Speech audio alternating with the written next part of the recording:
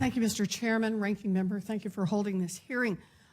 All of us have constituents who are affected by these data breaches, and I think it's clear that the data protections we have in place now are not enough.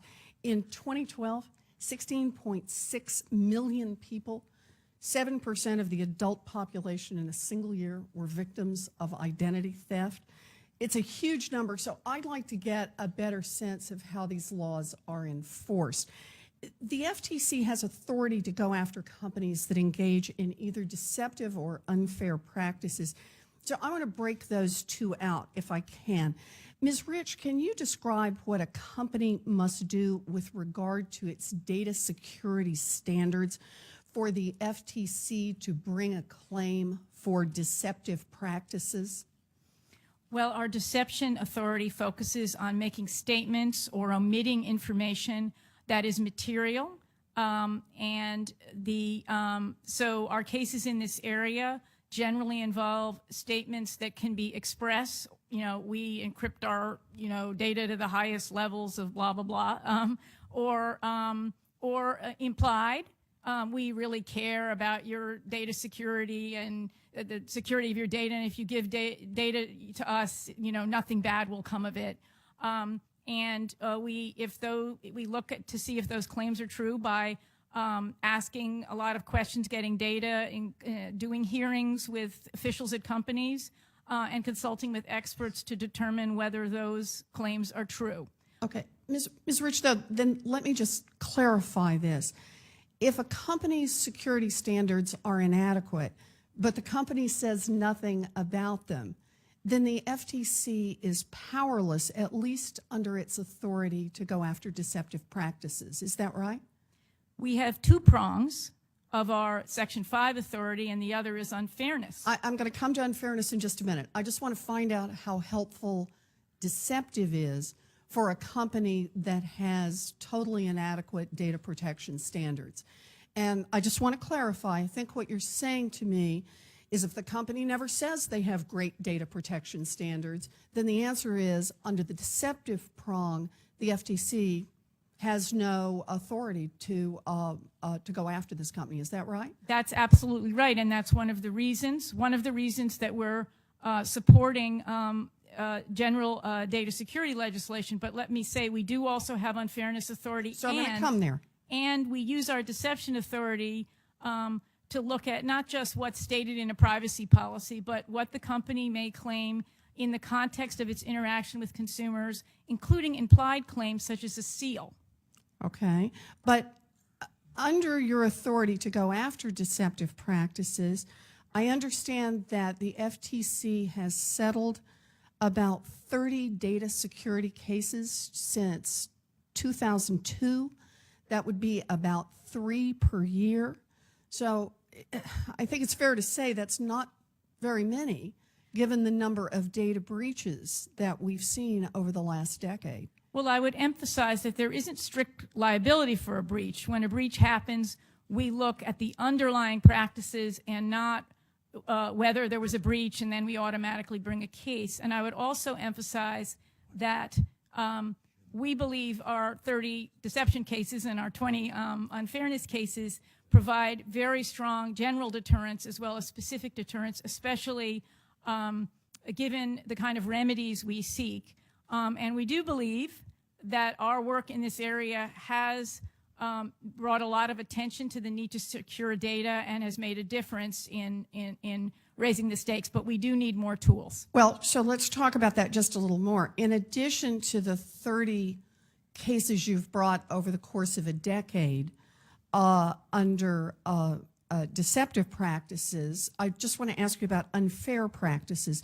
Can you describe what a company must do with regard to data security standards for the FTC to bring a claim for unfair practices? Well, we have a 3-pronged test that we need to meet to use our unfairness authority, and one of those is substantial injury. But in many of these breach and, well, these data failure cases, again, it's not strict liability for a breach. We have met that standard, and we therefore have brought those cases. So I understand, and if I'm understanding this correctly, you're describing a fairly demanding standard, since, as you say, it's more than breach, more than the fact that people have been injured, more than the fact that a company had very lax standards. In fact, as I understand it, there's some question around the FTC's authority in this area, which may be why you've used unfair practices in only 20 cases over 10 years. I just want to say, I think this is a real problem, that the FTC's enforcement authority in this area is so limited. The FTC should have the enforcement authority it needs to protect consumers, and it looks like to me it doesn't have that authority right now. Data security problems aren't going to go away on their own, so Congress really needs to consider whether to strengthen the FTC's hand. Thank you, Mr. Chairman. Thank you, Senator Warren. I think an interesting line of question. I do think, you oftentimes see, you may have a series of players in an industry who are meeting those standards.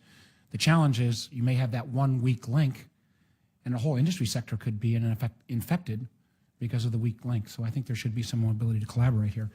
I'll just pick up on the same point about chip and pin. We understand why chip and pin works better, and it seems that we are years behind Europe in developing adequate technology we know is out there, but applying adequate technology here in the United States. So I was interested in your testimony, Mr. Leach. You said that you think that standards are best left to private organizations such as yours. That's what we've done, and we're now way behind in technology and have become the targets for data attacks from around the world. So why should we leave this to organizations like yours? Well, Senator, it's a very fair question to ask. I think for us, we look at standards being people, process, and technology, and recognize that while we have not migrated to chip, we have advanced fraud monitoring tools in the U.S., the best in the world, as well as looking at other technologies that are more cost-effective for merchants to move to, like tokenization and point-to-point encryption. I'm sorry, Mr. Leach, let me just make sure I'm following you here. I thought I had heard in this conversation that we were uniform in our agreement that the way we should go now is to chip and pin. And you're telling me we have other things we can do, which I'm not disagreeing with, but I'm asking the question, why haven't we hit the basic chip and pin standard? Well, I think, Senator, that question is probably not for a standards body like myself. My role is, and our role is to actually develop secure standards for what we have today. Well, fair enough, but your testimony was not just we have great standards if someone wants to adopt them. Mm-hmm. Your testimony, as I understood it, was that the standards should be left to private organizations and not to government to say you've got to meet the standards put out by other organizations or developed in other ways. And so that's the point I'm pushing on. It sounds like to me we may need some pressure from the government to make sure that the toughest standards are used. Maybe I could ask the question of Mr. Reuter. Why has chip and pin not been adopted already in the United States? Well, I'd like to comment on why the rest of the world is ahead of us on chip. The U.S. has a very robust telecommunications system. Years ago in other parts of the world, they did not have as robust of a telecommunications system. So as a result, they deployed chip technology to solve that problem. It wasn't driven by fraud measures. Today, as we've seen more breaches at retailers and different things, we are embracing the chip technology here in the United States. The reason I keep leaving out PIN is one of my concerns with PIN data is it is a static piece of information. The chip brings the dynamic data to the transaction, which is really what renders the compromised data useless. The PIN is a static element, so I appreciate and support the ongoing debate on chip and signature, but I would hate, or chip and signature and chip and PIN, but I would hate to delay the deployment of chip technology on this one issue because it has the biggest impact on fraud. Well, let me actually hit both parts of your question to make sure that I fully understand your point. I understand that Europe had reasons to go to chip early on, but are you saying that the banks have just now discovered that chip and PIN would be a more secure system? Or have they had some reason to know that for many, many years now? You know, we've been working towards putting chip technology in. The card networks laid out the timeline we're working towards in 2011. There are 8 million retailers, So- 14,000 financial institutions. So was it only in 2011 that the banks figured out that chip and PIN would be a more secure system? No, there were conversations before that, but that's when the actual timeline was laid out. All right, but the Europeans have done more to protect themselves than we have. Now, as to the question about chip and PIN, why don't I just invite Mr. Duncan to weigh in on that issue about whether or not chip and signature would be a better approach? Well, signature is worthless. I mean, your signature is on the back of your card right now. If you lose it, a thief finds it, there's an exemplar there for them to copy your signature. It is essentially worthless. If you're going to have security, you have to have PIN. As for the idea that there's slightly different systems and therefore we shouldn't use both, imagine putting a burglar alarm system in your house. You have one sort of protection for the doors when they open and a second sort of protection for the windows. Why would you say, well, this one works differently, so I'm not going to alarm the windows? You have to have, if you want security, you've got to have the whole system. It's got to be PIN and chip. And I'm just flummoxed as to why anyone thinks otherwise. Thank you. Sounds like to me, Mr. Chairman, that the banks have delayed, the retailers have delayed, the government has delayed, and the ones who've paid the price are the consumers whose data are being stolen.